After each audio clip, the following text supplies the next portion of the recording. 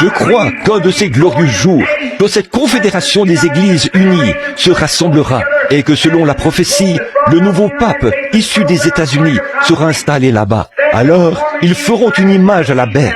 Et je vous le dis, la véritable Église de Dieu sera forcée de se rassembler. Les vrais, les véritables croyants, qui sont parmi les méthodistes, les baptistes, les presbytériens, les pentecôtistes, les nazaréens, les pèlerins de la sainteté, et que sais-je encore, se rassembleront et seront cimentés par l'amour de Dieu. Ils formeront le corps du Seigneur Jésus-Christ. Tous les croyants et les agnostiques et les esprits superficiels seront mis à l'écart.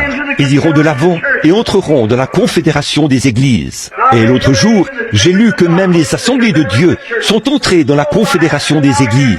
Oh là là, pour ce faire, il leur faut renier leur doctrine évangélique. C'est vrai, et ils seront obligés de renier tous leurs principes fondés sur les signes et les prodiges pentecôtistes pour faire partie de la confédération des églises. Oh frère, il leur faut renier cela pour avoir du prestige.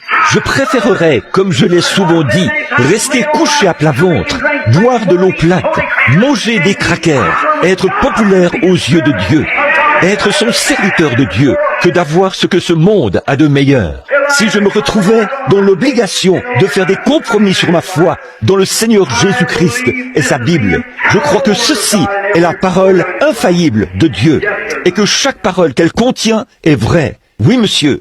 Bon, là, nous allons voir comment ils se comportaient. Ils avaient rejeté.